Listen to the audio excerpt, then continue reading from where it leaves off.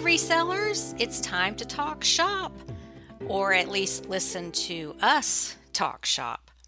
This is episode number 117 of eBay the Right Way.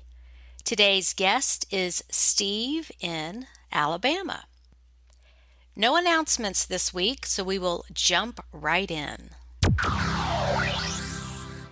Hello, listeners. Welcome back. Today we have Steve with us.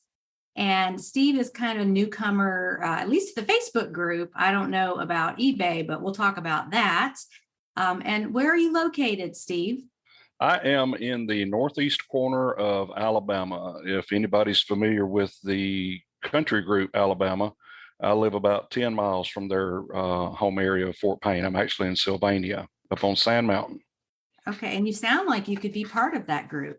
Well, I'd have to grow the beard out a little bit further, I think. But so you aren't in LA, which is lower Alabama. No. I'm in UA, which is not the University of Alabama. Right. I have a friend that lives down near Mobile, and people tease her and say, "Oh, she lives in LA." Yeah. Lower Alabama. Lower Alabama. That's right. Okay. Well, great. We've had a few guests from Alabama, so you're in good company. Yeah. You had one the other day. She actually mentioned Jacksonville State, and I live. Oh, that was Ann, who is. I believe she's in Texas. Flower Mound, Texas. Right. Yeah. Yes. Yeah. And when she said that, I kind of perked up because I used to live about 8 miles from the campus there at Jacksonville State. So okay. That kind of got my attention. But yeah, Alabama's pretty well represented, I believe. Now, is that, have you lived anywhere else, or is that your home state? Born and bred Alabama, lived here all but 1 year. Right out of high school, I moved to southern Michigan and lived up there for a year. And the old country boy got exposed to northern living. And as soon as I could get enough money, I moved back down here. Yeah, that was probably a culture shock. Yeah, the first few weeks weren't that bad, but when that first 18 inches of snow hit the ground, I was out of my element. I promise you. Now, I will say Michigan is a beautiful state, and it is on my list of, my bucket list for travel, because I've just never been there. And I definitely want to go to Mackinac Island. Oh, yeah. Where the film Somewhere in Time was made. Mm-hmm. And I think they have conventions up there and people dress up, and it's a whole thing. But I'd love to experience that. So. Yeah. But not in the winter. No, I flew up in December, so that tells you what time of the year I was up there. But I was in the southern part, and like you said, it's a very beautiful state. The area we were at was near the Adrian Addison area, and there's lakes. And in the winter, they would freeze over, and you'd go out and ride snowmobiles on the lake. They would actually pull motorhomes out on the lake for those lake festivals. Yeah, there's 30 something inches of ice on the water. It froze so good. So that was an experience, but I don't think I would want to live in that every year. I have experienced it. I can write a book about it. Let's move on, do something else. Well, and I think that's the best way to visit locations that are different from your own is let the locals show you what to do. Yeah. Because, we get about 3 flakes of snow in the winter. So we don't get to do all that fun stuff, snowmobiling, cross-country skiing and sledding and all that. It's and the beach and the mountains are the same way. I mean, I'm about 2.5 hours from Gatlinburg, Pigeon Forge, and it's a great place to visit. I don't think I'd want to live up there. The beach, we're several hours from the beach, and we like to go visit, but I don't think I'd want to live down there with all the traffic. So I'm happy where God's put me. I'm in a good spot. Yeah, you're blooming where you were planted. Absolutely. Right. Absolutely. Okay, good. So we got the location nailed down. Yeah. Let's start off with what got you to eBay. What was the event that made you say, "Hey, I'm going to try this eBay thing"? Well, I've heard you ask other guests that, so it kind of got me to thinking. I guess it was back in the late 1990s, maybe early 2000s. I attended what I call one of the Get Rich Quick seminars. And one of the topics they discussed was making money on eBay. And I think at that time they were pushing drop shipping. It was basically you didn't have to touch the product. You just, I mean, it's just a total drop ship business that eBay was doing. And I could see where you could make the numbers in it. I could see where it would be profitable at that time, but it just wasn't something that I wanted to jump into at the time. But that, to my recollection, that's the first time I could remember ever hearing anything about eBay. Okay. Um, And just to tell the listeners, yeah, drop shipping is when you create a listing using stock photos or whatever, and you don't actually have the product in your possession. Yeah, you never touch the product. When it sells, you go either to the drop shipper's website and put in the information so it's shipped to the customer, or if it's on Amazon. A lot of people set up like phantom listings. You know, they may have hundreds of listings for things that are on Amazon at a slightly cheaper price. So they're it's not a great way to make money because so many other people are doing it and you really don't have high margins. And you're also putting your business in the hands of someone else, trusting them to ship it on time, ship it correctly. And I tried it too. And that's where I got into trouble, was you can't really rely on the drop shipper because they don't have a dog in that fight. They don't care. No. If the product gets there correctly or in time or whatever. So on paper, it seems like a genius idea. Like, oh, I don't have to buy any product. I don't have to pay for it till the customer pays me.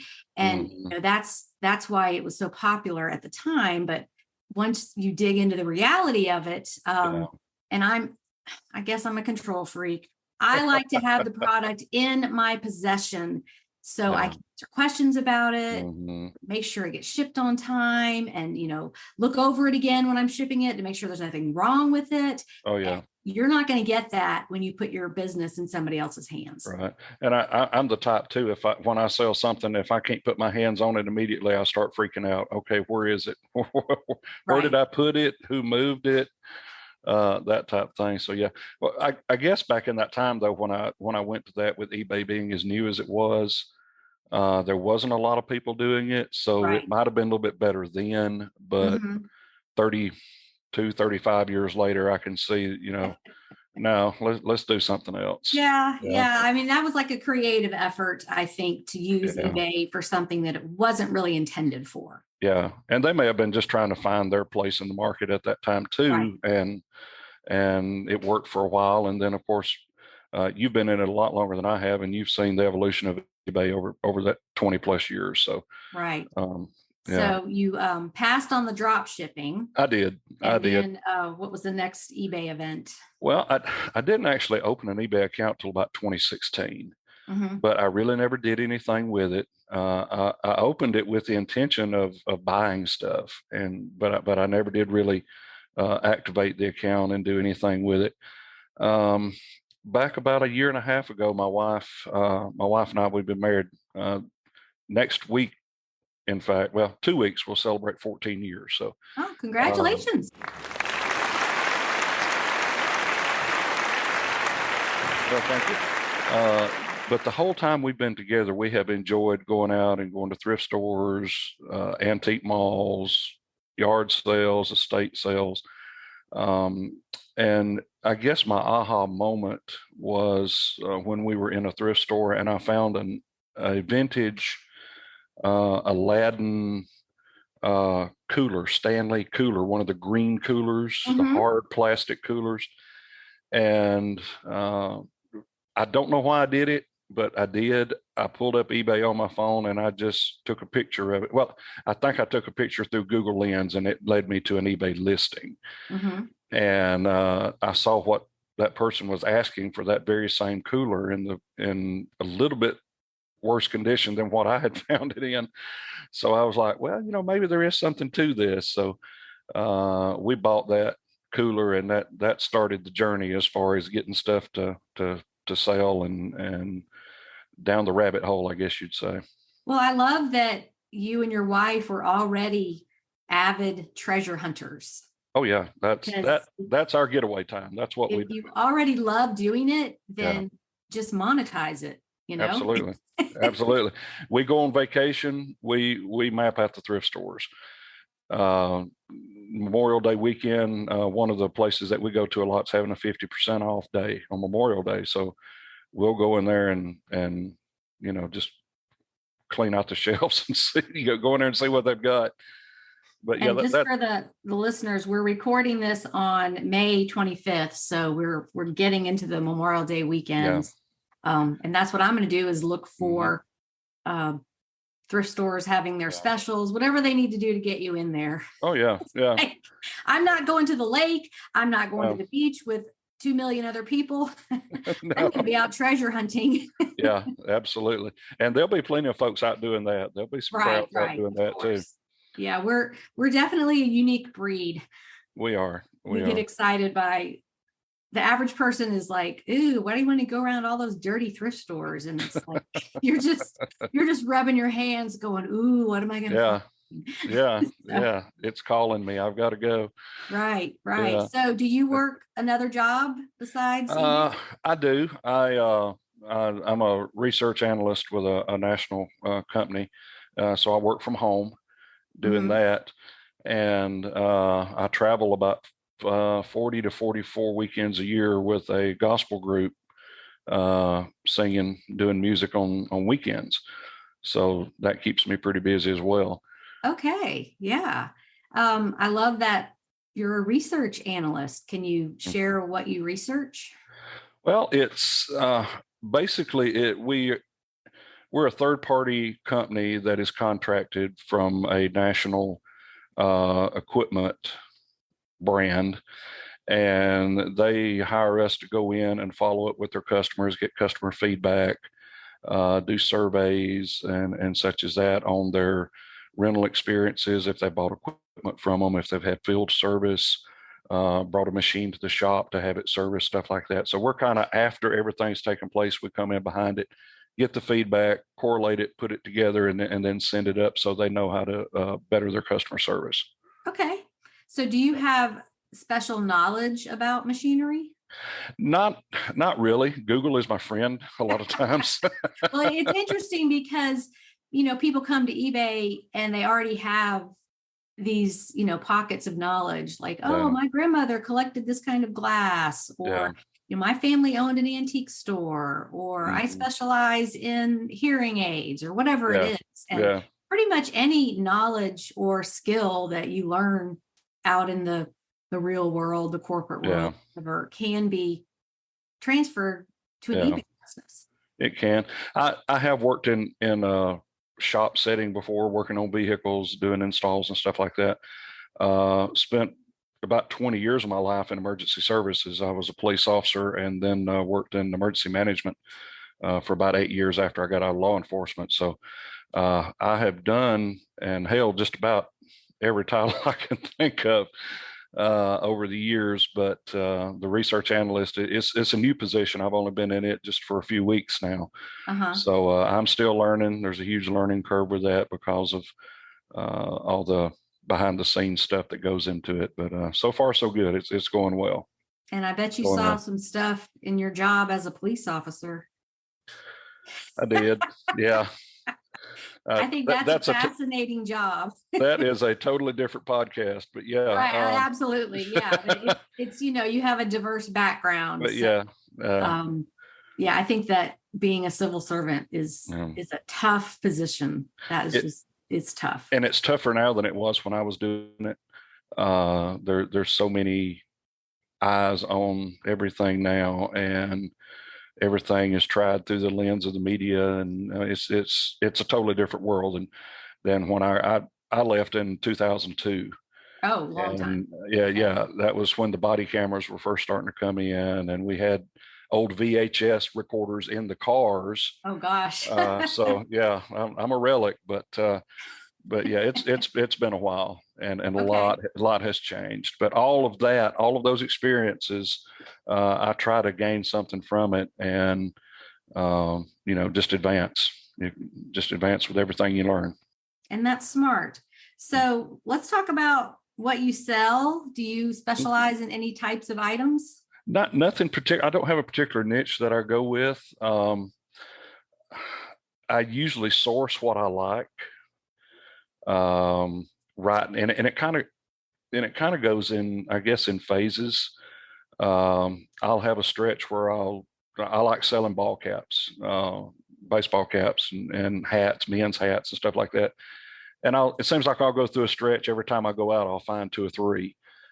And then I'll go out again and I mean, zero, nothing, but something else will catch my eye. And I said, well, I've sold a couple of those. Let me, see what they've got in that. So it's always a moving target for me. I haven't dialed in anything specific, but I like men's hats. One thing that has been successful for me that I really didn't know what it would do was owner's manuals for vehicles. Mm-hmm.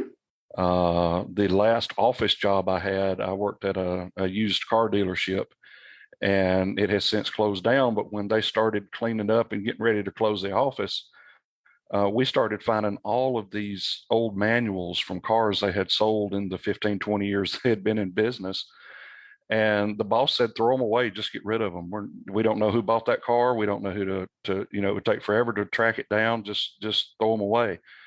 And I said, well, I think I've got something I can do with them if you'll let me have them. And he said, yeah, just take them. So of course I went on a cleaning spree, went in every office and pulled out every one I could find, and ended up with a huge tub full of them. And that was free. That was free inventory. And I've sold probably 10 or 11 of them so far.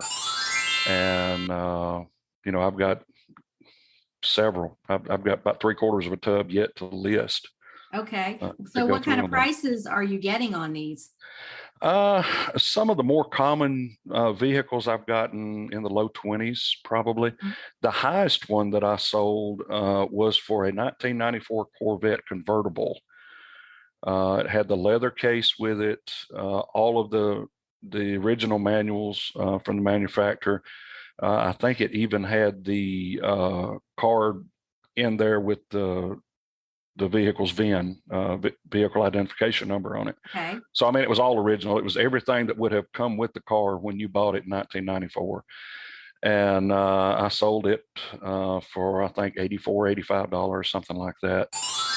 Nice. And of course it was free. So that was just straight profit on that. Well, I love how you were vague and you're very secret squirrel. Oh, I have something I can do with those. Yeah. Well, you didn't say I can sell those and make a bunch of money, because then they're like, oh, wait a minute, you can't have them now. Yeah.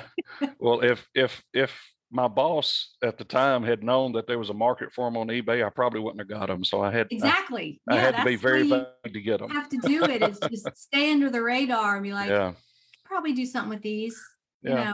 I know a guy that can do something with those. If you don't mind. I know a guy. Yeah, I know a guy. I'm asking for a friend. Everybody knows a guy, right? Yeah. Well, that's great that you've got your antennas up on stuff like that. Yeah. But you've been posting things in the Facebook group. Yeah. So why don't we talk about some of your notable sales, or maybe sales that surprised you? Like, I can't even believe somebody bought that. Okay. I differ a little bit than some of your guests. I haven't sold anything in the 100+ category yet. Everything I have sold it's been a grind, but it's been an adventure for sure. But my highest selling unit to date was that owner's manual for the Corvette. Okay. And it sold for, like I said, $84, $85. That cooler that I was telling you about, we sold it. We bought it for, I think, $6 at the thrift, and it ended up selling for $26. Okay. So made a little bit of profit on that. The very first sale we had was a board game that we found at the thrift stores, factory sealed, still in the cellophane. Some kind of mystery murder game, or so, I don't remember the name of it now. But we bought it for $3 and it sold for $48. Okay. And when that hit, I was like, okay, we're on to something. Let's see what we can do with this. I mentioned ball caps. I've sold several of those in the 20 to 30 range. I emailed you about one here recently about how to clean it. Right. And I haven't tackled that one yet, so I've still got that one. But so that was refresh my memory. It was a It was designer brand that you didn't it really was put in the dishwasher in the ball cap washer. yeah, it's a Burberry. Burberry, Um, right. Burberry, the plaid. It's got the lining on the inside of it. It's a nice hat, and if it was a $25 or $30 hat, I would probably sell it like it is. Mm-hmm. But the way that particular unit is comping, I would want it to be a little bit cleaner if I was going to pay that much for it. Okay. So I'm still got my feelers out on how I'm exactly going to touch, and it doesn't need a lot. This just popped into my head. I wonder if a dry cleaner could do it. It's possible. I don't know how much that would cost. It couldn't be that much, but this hat, you showed me a comp, and I think it sells for over 100, doesn't it? It does. Yeah. Right. Yeah. So that would be a good investment. And brand new is, I think, over 200, buying it new. But yeah, I hadn't thought about that. You gave me a couple of suggestions that I had thought about trying, but I haven't done anything with it yet. But if I get it to where I'm comfortable with it and I'm able to move it, then that'll probably be the highest thing to sell so far. Well, and I've looked up how to clean those on YouTube because most of them you can just put in that plastic ball cap washer and put them in the dishwasher. But if it's really old, it might disintegrate, or if it's high end like that, you don't want to ruin it. Yeah. But most of them just show a solution of like OxyClean and water and a toothbrush, and they're just kind of spot cleaning and doing it very gently and delicately. Yeah. I know it's hard to know. I found something the other day that was a 50-cent item, but it was destroyed. It was so dirty, and I bought it for the challenge of I want to see if I can clean this because it sells for around 60. Yeah. So, I washed it twice in the washing machine with OxyClean, and the stains still were there. And so I did an OxyClean soak for like 5 hours and just let it sit. And it's magic. It just is. All the stains are gone. Wow. Okay. I just felt so like triumphant. I rescued this dumb little. It was a plush. Yeah. And I'm like, what happened? Did this get run over by a car? Did this fall into the furnace? Like it was so dirty. Wow. But for 50 cents, I'm going to see what I can do with it.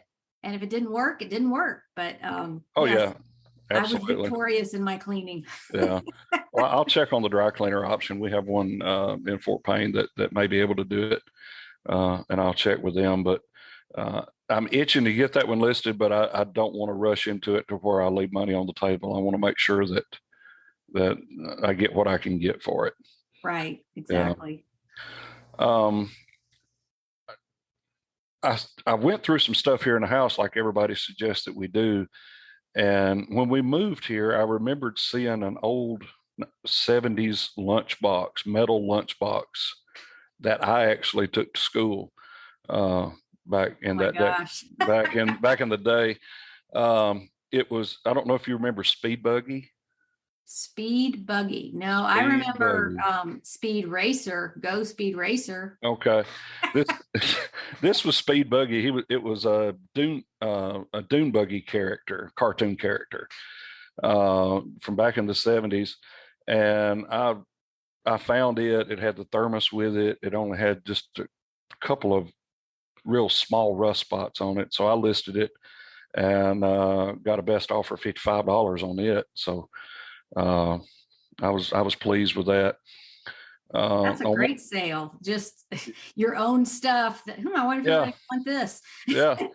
My wife and I were thrifting not too long ago, or back last year, and she found a shirt that had Meet the Beatles on the front of it. The rock group, the Beatles, had their picture. It was in great shape, and we comped it, and I think we got it for $2 and we sold it for $50.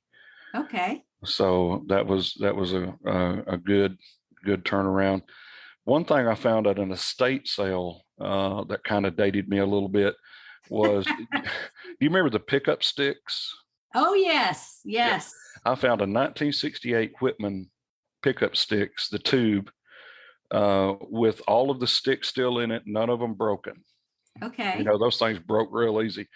Yes. And we bought several things at this estate sale, and I think the lady had $1 or $2 on it. She just threw it in for free because we bought some other stuff, and sold it for $19, and it was Isn't that free. crazy? Yeah. And I mean, you think about, what year were you born? 66. Oh, okay, me too. Same Yeah. age. So Yeah. you think about the toys we grew up with, so non-technological. Yeah. You know, it's like Tinker toys and Lincoln Logs. Yeah, just all these things that had nothing to do with electronics. No. And we were totally entertained by that. Oh yeah. I remember that pickup sticks. You dump them out, and then you have to lift one without moving the others. Yeah. Yeah. And it's like somebody always ended up crying because, you know, they lost. It was kind of like a prehistoric Jenga game, I think. Yeah, exactly. Right. And, you know, how many people today would even know what that is? So Yeah. that's where our age comes in handy when you see things like, oh, silly putty. That's an old silly putty. Or just all those things we had that kids today would have no interest in. Well, Polaroid cameras are coming back. Have you noticed that? Are they really? They are. They are. You can buy updated Polaroid cameras. They're more styled than they were back in the, I guess it was 70s or 80s whenever they came out. I think it was in the early 80s they took off. And you can buy film for it. And kids think it's great. They think it's crazy that you can do that with a camera and get the picture right in your hand. Like, yeah, it's physical, right in your hand. Yeah. Exactly. And that was such a novelty at the time. I remember my mom worked for Polaroid like part-time. Yeah. I think I've told this story before, but they were wanting people out in the mall doing demos, you know, and pictures of people and then handing them a photo. Like it's instantly developed. And stand there and shake it. Yeah. Yeah. And it was just, people were fascinated with that because it was so a new technology. Yeah. And that film was expensive. Like you don't want to waste the film, but no.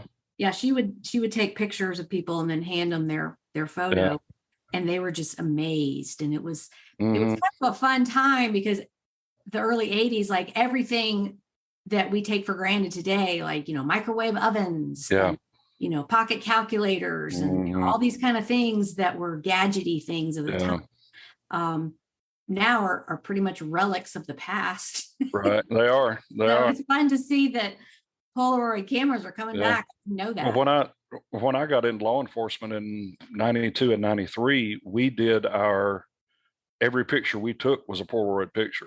Right. Our booking photos were Polaroid pictures. Crime scene photos were Polaroid pictures. And so, yeah, that's and it's funny to see it coming back on these true crime shows, which, yes, I'm a true crime junkie. But, you know, podcast and shows on TV. And it's just, you know, they'll show all the old evidence from 70s, early 80s, and they've got Polaroid pictures. Yeah. Yeah, absolutely. And we had a folder with 6 windows cut out in it. We'd put 6 Polaroid pictures in it, and that's how we did our lineups, you know. So, okay. Crazy. Oh, that's great. Do it from photos instead of the real people. Yeah. They're like, you just identified the janitor here at the police station. That's right. All the people that are in the lineup just to, have more people. Yeah. Just had to fill it up. Okay. Yeah. So, what other kind of things have you found and sold? And I do want to address your comment about you haven't sold $100 item. That doesn't matter. I don't get them every month. I've been doing this 20 years. You know, it just depends on what you sell and how much competition. And some people just crank them out like every week. They've got like 5, like, Casey and Brian Rappaport and even some of the ladies, Ginger Lambright, and I could go on and on naming them, but it does take practice, but I think it depends on what you're selling. Right. And how much inventory you have. Right. So, if you have 2,000 items, you're going to have higher chances of selling higher dollar things just because you have more inventory. Right. So how much inventory do you have? I've got right now. I've got I think 332 listings right now, Okay. and Okay. so it's that is very manageable for me. Right. With the time that I'm able to allot to it right now, and the space that we have. I mean, we're empty nesters, but one of the empty bedrooms that was my son's bedroom is now the eBay room, and the other room is where our grandson sleeps when he comes over. But it's also my wife's storage room because she has a booth at a local store, a resale booth, Okay. and sells a lot of clothes and stuff through that. And those the two booth stores that she's part of, they have online auctions on Facebook. Okay. The people that buy books are able to list so many things a month, so she's all continually sourcing for that. So even though we're empty nesters in a 3-bedroom house, I mean, we're surrounded some days, it seems like. Yeah, there's that phenomenon called inventory creep. That's It right. just keeps creeping into more and more Yeah. rooms. And I do think it multiplies at night. Well, I wasn't sure who was going to call us first, you to do this podcast or Hoarders to do that television show. So I don't think you're a hoarder with 300 items. I'm glad you called first. Although, eBay can be justification for shopping. It can be. If you've got so many unlisted items, I'm not going to judge anybody because I know a lot of people buy in bulk, or they, if they live, let's say in Michigan where it snows, Yeah. you do a lot of sourcing during the warmer months. Do it when you can. Yeah. You don't have to when it's terrible weather. And I'm totally bored with that, because terrible weather for me is it's raining really hard. Yeah. The wind's blowing. Or the, once a decade snowstorm we get here in the South. So I don't have to worry. But anyway, I was curious how many items you had, but I think I definitely know from observing other sellers and talking to them on these podcasts that the more inventory you have, the more likely you are to have these higher dollar sales consistently. Right. So don't beat yourself up about that. You're doing, you're out there making money. So we're doing what we can with what we've got, and it's definitely a challenge. Can be a challenge at times. Some days you wake up and you're like, oh, I don't want to mess with that. But you have the option to mess with it or not mess with it. It's not like punching a clock and working a job to where you have to show up every day. If I want to go a couple of days and not list anything, I can. It's totally up to me. I love the flexibility of it. I did have. I'm sorry, I totally hijacked your next comment about things that you sold. I got us off track. So okay. Yeah. Sorry, I interrupted you on that. That's okay. That's okay. The two more I'd like to tell you about. And I actually sold one last week and sold one yesterday that I'll put on the group for Monday. But my wife and I went to a neighborhood yard sale a couple of weeks ago where several families on the street had stuff set up.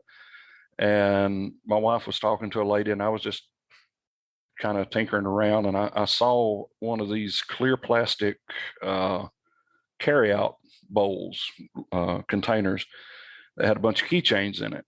Okay. For car keys and stuff like that. And I asked her how much she wanted for it, and she said, well, I'll take a quarter for it. And it probably had 12 or 14 keychains in it. Different keychains. But the one that caught my eye was the one that I sold yesterday. It was a brown leather keychain with a Porsche logo on it. Oh, nice. And so I think my cost by the time I added everything up was I had like 4 cents each in each keychain. And I sold that one yesterday for $7. So it's not a huge sale, but listed just a couple of weeks, got almost zero in it, and was able to move it. And there was 2 or 3 others in there that I'll be able to sell too. They're in real good shape. They're unique type keychains. So I've already made my money back plenty. I would have been attracted to that too. And it's got me looking for them now when we go out down there. I've never looked at that. Some of those vintage items will surprise you, and it doesn't necessarily have to be a high-end, Mm-hmm. what's it called? A designer car. Yeah. Yeah. It could be just an old Ford keychain and, Yeah. I had that in the 80s, or my dad Mm-hmm. had that. Oh, I'm Yeah. going to get that and give it to him for Christmas. Yeah. Yeah. It's just so really shocking every day to see what people will pay for. Yeah. Yeah. And like I said, when I get something like that, it just adds another tool to the toolbox Mm-hmm. for when I go out or when I'm looking, when I'm talking to people, just not even talking about eBay, just talking and listening to what other people are talking about. And you can find the opportunities that you're waiting on the opportunity to find you when you're standing right there in front of it. You can hear people are talking about doing things or moving things around or selling the house, whatever. And I want to get some business cards printed up so I can start giving it to these people so I don't look like a weirdo when I come up and start talking to them because I was eavesdropping on their conversation. But you can find the opportunity in it. And as I grow, I'm learning how to do that. I haven't mastered anything, but I am learning every day of how to be a little bit bolder, how to know when not to push as much, when you're negotiating with somebody or something like that. So, but because you have that Southern gentleman personality. Yeah, that's what it is. You're not going to be pushy and rude, and you're just kind of observing and be like, hey, what, you're moving. So what are you going to do with all your stuff you're not taking? Mm-hmm. Yeah. Yeah. Well, you never know what folks would get rid of just so they don't have to put it in a box and take it somewhere. And eBay sellers are in this situation all the time when they have to move. They're like, yeah, I know I can sell this, but yeah, got to move. That truck's going to be here in 4 days or whatever. Mm-hmm. And I do get emails all the time from sellers who are moving, whether it's a job transfer, they're downsizing, they're retiring and moving to a less expensive state. Yeah. A lot of people leaving California because it's getting so expensive. Yeah, it's crazy. They know good and well they could sell this stuff, but it's just when it's your own stuff, I think it's the thrill is gone, Yeah. And we can get emotionally attached to stuff and keep stuff that we need to get rid of. Yeah. And I experienced that this last one I wanted to tell you about. My mom passed away in 2019. And when she did, my dad, who was 91 at the time, came up and lived with us.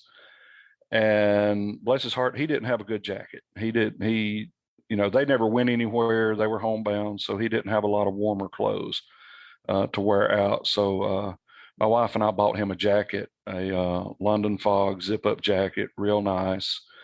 Bought it for him to wear while he was up here with us. And he passed away 5 months later, never got to wear the jacket. And I've had that jacket hanging up for January is 2 years, been hanging up in a closet. Really? I listed it on eBay, listed it back around Christmas, I think, or first part of the year. And it sold last week and sold it for, I think, $63, which is more than what we paid for it. So there's a profit there. But talking about that sentimental connection, I had to have me a little moment when I was putting it in the bag and closing everything up and putting the labels on it. And I got such a sweet message from the person that bought it. Several days later, they messaged me on eBay about how much they loved the jacket, and I was able to tell them a little bit of the story about it. And so that was cool. That was probably my favorite transaction and yet my hardest transaction because of the emotional connection to it. Right. But at least it's going to someone who can use it. Yeah, somebody in Minnesota too. And if anybody needs a jacket, it's people in Minnesota. No kidding. Well, your story reminded me of something that happened before eBay ever happened for me. It was, let's see, I think it was 1996. The year before my mom's husband, my stepdad, was brutally murdered. And it was just horrible. And so all us grown kids pulled together to get her moved and get her house cleaned out and stuff. And we just packed everything and got her out of there. It's a whole horrible gang initiation thing, and they kidnapped my mother, and it was just this horrible thing. So somehow I ended up with his clothes. And, I was going to have a garage sale anyway, because my kids were outgrowing stuff. And so anyway, I put his clothes in the garage sale, and he had this coat he always wore. It was green, but he called it brown because he was colorblind, and he was always calling things green or brown the wrong way, Right. Yeah. But so that coat, I put it in the garage sale for like $20. It was a nice, like Carhartt type coat, outdoor work. Yeah. Would you believe the man who bought it looked exactly like my stepdad? Really? My ex-husband and I, we stood there and we were like, oh my God, that's like his ghost walking around. It was so strange. Yeah. And it fit him perfectly. Yeah. And we're just like, that's where this is supposed to go. This is supposed to go there. So I didn't feel bad about selling his stuff, because he did a lot of outdoor work. And so he had those nice, thick, heavy canvas type clothes and coverall, that stuff. So, that was an experience kind of like yours, where like you want to hang on to it because they're gone, but you really deep down, it's like, no, somebody else can use this. I've got the memories, they'll always be in my head, but the stuff can go on its way. So I think a lot of people go through that when dealing with a loved one's estate. Aging parents, when they have to move them to an assisted living, there's downsizing going on. So it is a tough part of reselling. And I've got some more of their stuff that it's not valuable stuff, but it's stuff that I'll probably list and try to sell at some point. It's not in the way right now, and I'm not in a hurry to get rid of it, but the jacket was very nice. Like I said, it still had the tags on it. And I just told myself, somebody can use this. This can be better used by somebody else than sitting here in this closet surrounded by clothes.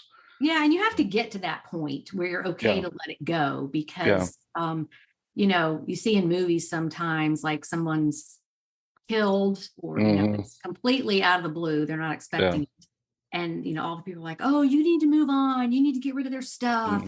And you need to, do something else with that room that, was their office or whatever. And it's like, no, you do it on your time. Everybody grieves differently. They do. You may not be ready to let that go for 10 or 20 years. Everybody's different. My wife and I, our youngest son passed away 8 years ago at the age of 13. Oh no. And so there's still days we're working through the grief process on that. There 8 years ago, there's no way we'd have thought we'd have been where we're at now. But it is a process. And even though it was our child, she grieved differently than I did. She was a mother. I was legally a stepdad, but I mean, I was as much his dad as anybody. Right. But we grieved differently. We needed different things at different times. And, I've reached the process with mom and dad stuff to where I think I can, that was the big hurdle. I think I've crossed over that. So the other stuff will probably follow, but grief is a weird, strange thing to be in, because everybody does it different, and what works for me will not work for you. And we just got to find our own path through it. And we've got a loving family, and we're a family of faith. So that helped too. And, we've processed through it, but, moving that jacket was very special to me. I think that'll be my highlight for a while.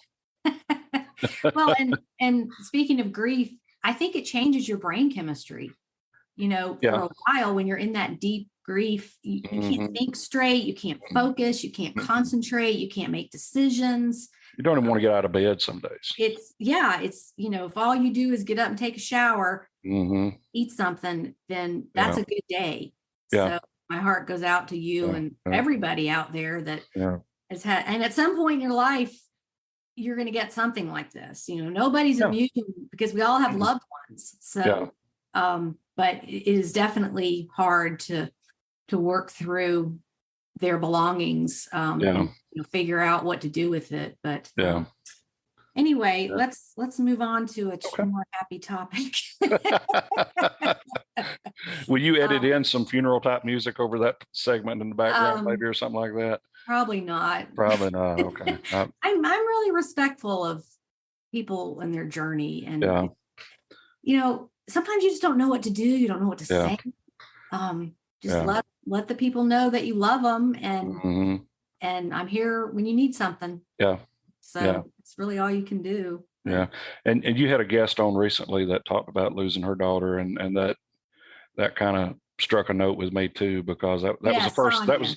That was the first person on your podcast that I had heard that I share that experience with. So, there was a little bit of a connection there. Yeah. And I know there's a lot more out there.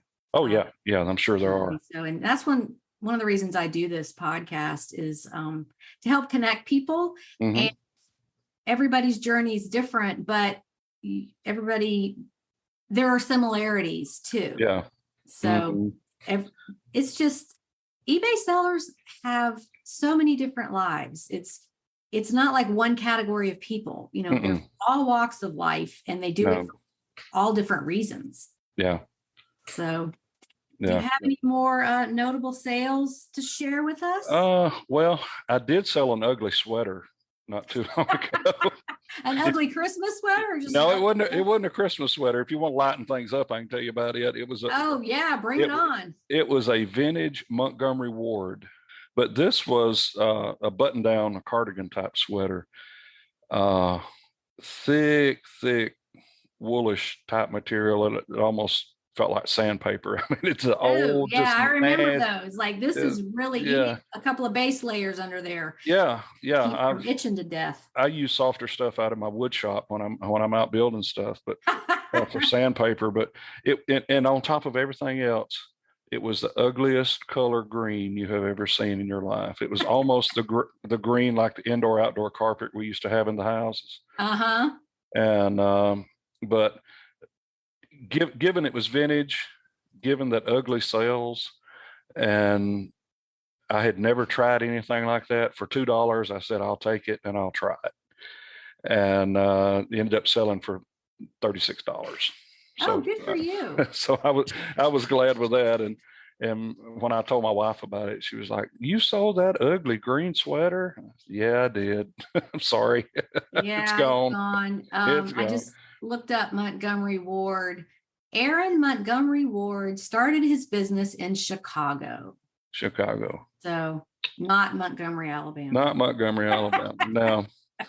I don't remember where that sweater went, and I don't know if it was bought as a costume or for some kind of display or something. I don't know if anybody would actually wear it, but they wanted it. They paid the price, and I sent it to them. So that's probably the oddest thing I have sold, that I really just stepped out on it, because it was, it just, when you walked in the store, you could see it from the front door. It was so, and ugly sells. Ugly. It does. Ugly and weird sells. So when you're out there in the world looking around, and you see this weird statue of a two-headed snake wearing a dress or something, it's like, that's weird. Somebody is looking for that. So somebody can use that. Yeah. The weirder, the better. And you see that all the time. I think it was Dawn, whose podcast is a couple of weeks before yours, was talking about a piece of wood that was like a cutting board. It was like a antique French cutting board. And it just looks like a piece of wood. Yeah. And he just had a feeling about it and researched it, and it sold for over $100, I think. Yeah. And it's just, people say, well, what do you sell on eBay? It's like, well, how much time do you have? Let me tell you. Yeah. Pull up a chair. Yeah. Okay. Those All are kind right. of some of the highlights, some of the odd and the sentimental and surprises that I've encountered so far. I made my first sale in September of last year, so Oh, really? yeah, so it's still growing. It's still a process, and I'm glad I found your channel and found the way you do it. I just Googled reselling on eBay, and yours was one of the first ones that popped up.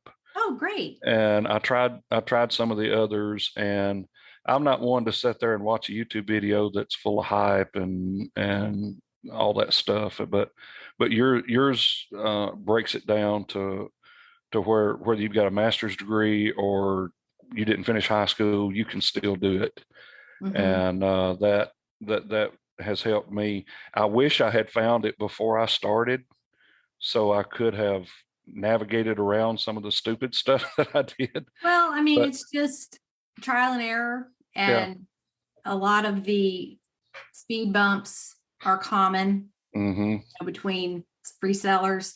And I appreciate your compliments on my yeah, teaching style, but what I found is that people leave eBay and come back, yeah, and whether they want to or not, maybe they have hmm, to be a caregiver or something happens in their life and they have to put eBay aside for a while. yeah, They're dealing with an illness or whatever it is, and eBay just changes. And so they hmm, come back and they're like, wait, when did this happen? yeah, Why is this working? This is different, hmm, And I like to be the person that has everything up to date, so yeah. that if that's you, and you never know when it's going to happen, No, it may not mm-mm, be intentional at all, but when you come back, then you can seamlessly pick up where you left off and right, understand what's changed, because eBay throws stuff at us all the time yeah, unexpectedly. Like, hmm. what? You're doing away with the global shipping program? Or what? You can't sell this anymore? It's just Yeah, constant. Yeah. which I've noticed a change on that on mine. Um, I got an email and I was notified, and I even had access and had it on my listings for a while of the new international shipping. Mm-hmm. But I've noticed the last 3 or 4 listings that I've put up, that option is not available anymore. When I click on my listing on my desktop to offer international shipping and I select a service, it's all USPS now. There's no eBay International Really? on my drop down. So I didn't know. If, Um, it might be hidden. You might have to change a setting, or what I do is find an old listing that's either sold or whatever. Your mhm, sold listings stay there for 90 days that right. has the international shipping correct, Hmm. and just do a sell similar from that. Okay. Hopefully those settings will carry over, because you're not the Yeah. first person to say this. When you Yeah. try to go to bulk edit your listings and Yeah. change thing over to that new eBay international Hmm. shipping, which is it's it's really a hybrid of global shipping and the standard international. They just made it Right. one thing. Yeah. But I've heard other people say this, that like they Yeah. can't find a way to turn it back on. Yeah. And that's what threw me, because I had it for a while and then now it's gone. So but I'll go back and try that. Yeah, try doing a sell similar, Yeah. and then going forward, only do sell similar from the ones that have it correct. Yeah. And Okay. there's probably a better way, but who wants to get tangled up on the phone and do all this back and Yeah. messaging with eBay for business on Facebook? Like, Yeah. try that little workaround, see if it Yeah. works. And with them doing the national rollout, it could be a glitch or something on their end Yeah, that'll correct yeah. itself Maybe tomorrow. they're Who they're knows? working on it, Yeah. because I remember when you weren't doing eBay yet, but last year in 2022, they changed the sell your item form, Yeah. and it looks different. Mm. And there's little sections that are collapsed, and the little Yeah. drop down arrow is very hard to see, or it's Hmm. obscured, Yeah. and have to uncollapse those sections to see the choices. Right. But they got better about fixing that. So, Yeah. maybe this will just correct itself. Let's hope. Maybe, well, fingers crossed. We hope so. Right. The magic of the internet. Yeah. So, Once you get used to it, it'll change. That's exactly right. Oh my gosh, that is right. Yeah. Okay, well, we sure. are getting towards the end here. Okay. I have two last questions. One is Sure. a new one, and if this doesn't apply to you, I will take it out. Okay. Are you a reader? Do you read? I used to read more than I do now. Okay. I used to enjoy having a book in my hand, reading it, but if I read anything now, it's usually on the phone or the computer. Okay, so the question is going to be, what are you reading now? Uh, Training manuals for my new job mainly. That is very understandable. I'm not trying to be like Oprah's book club or anything. Yeah. It's, you know, people have a wide and varied interest in They what do. they read. So Mm-hmm. I just wanted to start asking people, what are you reading now? Yeah. So I'm reading, and you'll like this. Mm-hmm. Do you know Candace DeLong? I've heard the name. Okay, she was one of the first female FBI profilers. Okay. Yeah. And she was a psychiatric nurse. And then in 1980, she was accepted into the FBI. So I just find that fascinating. There I am with the true crime again. But yeah. My wife could probably compete with you on the true crime deal. She when you pull up our viewing history on our TV, it's 48 hours. It's this mystery, this murder mystery, this and that. Case, FBI files, forensic files, Law and Order. It just goes on. Yeah, and she works at our local district attorney's office too, so she's behind the curtain seeing the real stuff and then watching it on TV. And if that was ever subpoenaed, they would wonder why we're watching all this murder stuff. But yeah, but we'll get into it, and I'll watch it, and I'll say that's not how that works. That's not how you do that. Because you got the law enforcement. Yeah, you're spoiling it. Hush, you know. Okay. But, okay. Well, she loves that too, so I can relate. You'll get through those training manuals, and I thought you were going to say you were reading those automobile manuals that you got for free. It's like, if that's what you're reading, you must have some terrible insomnia. Yeah. No, I'm not reading those things, but now of course I read my Bible, and I've got a couple of books by some religious topic books that I'll pick up from time to time and read. But what has my attention most of the time right now is just studying for this new position, and I don't get to read anything fun right now. I guess I'll say that. Well, yeah, that'll come later. Yeah. Okay, and then the final question is, what kind of advice would you give to people thinking about getting into eBay, or that they're new like you? What's your best advice? Well, I think there's three stages of eBay. Stage one is you're just in the thinking stage, but you haven't done anything yet. You're kind of on the outside looking in.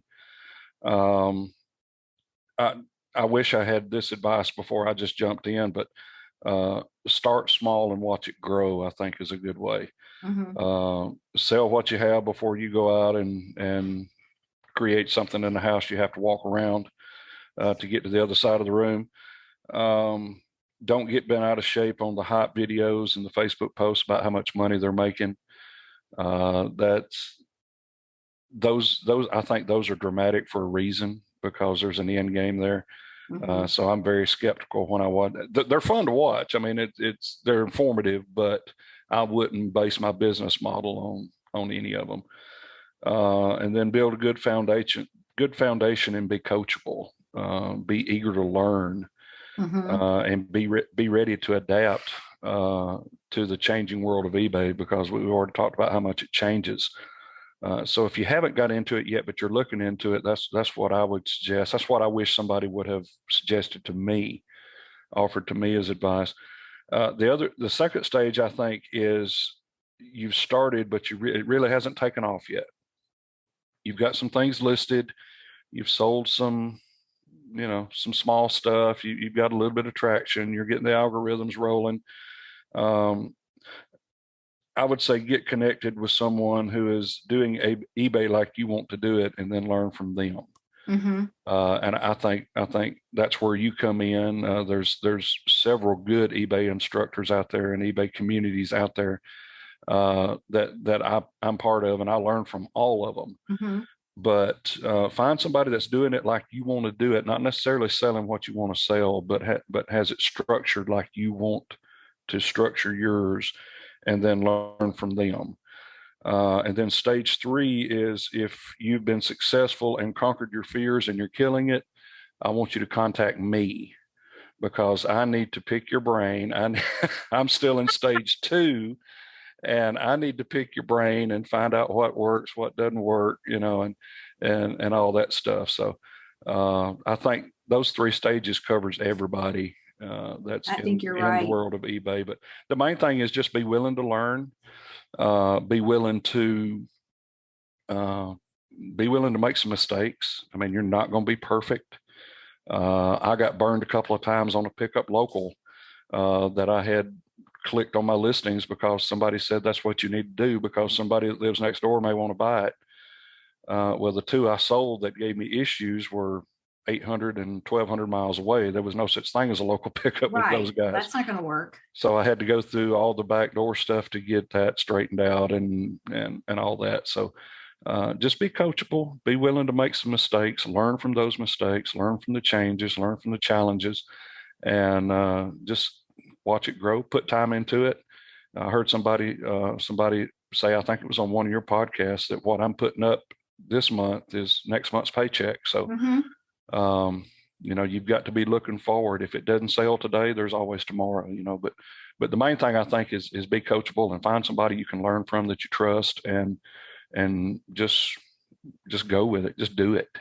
And it is a pipeline. The work you do today may not come to fruition for 2 or 3 months or a year or whatever. Yeah. But I like your number 2 step. You just have to be the little red hen, and you just keep going and keep going and keep working, and don't pay attention to what other people are doing. You do you, and consistency, and just keep going, because obviously there is no other choice. If you give up and quit, you're never going to get anywhere. So just understand that it's a process. It takes time. Yeah. And you have to be patient. Yeah. And never get to the place to where you think, well, I've learned it all, I can't learn anything else. No. Because I think you're on a downward spiral when that happens in life as much as in eBay. I mean, eBay mirrors life a lot, I think. And you've got to be able to adapt and to change and still keep moving forward. Okay, great words from a wise man in Alabama. Well, I like that. Thanks so much for coming on, and we'll watch for you on Facebook, and you're definitely on the right track. So just keep going. We will. I appreciate everything you do, and it was nice speaking with you. Thanks for having me. Thank you. It's nice to meet you. Bye. And I think you'll agree with me that Steve definitely has a voice for radio. Thanks for coming on, Steve, and sharing your eBay journey. On to today's trivia question.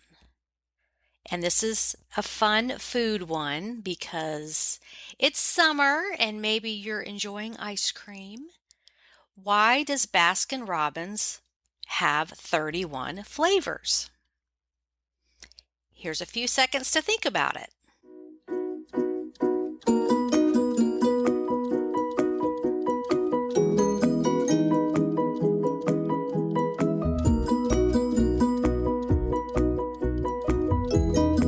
Okay, Baskin and Robbins created Baskin-Robbins in 1953. Their shop offered 31 flavors so that visitors could theoretically come back each day of the month and get a different flavor. At the time, it was rare to offer as many flavors as they did, and they wanted to brag about it in their logo and their storefronts. Okay, that's a wrap for episode 117. Next week, my guest is Rebel Reseller, who has her own YouTube channel. And yes, Rebel is really her name. She has 10,000 listed items and specializes in vintage toys. She sells all types of items, but 60% of her inventory is made up of toys, which she is very knowledgeable about. So you won't want to miss that intriguing conversation. Thank you, listeners, for tuning in every week and listening to this podcast. I love hearing from you, so keep those emails and Facebook messages coming. Make it a great week. Bye for now.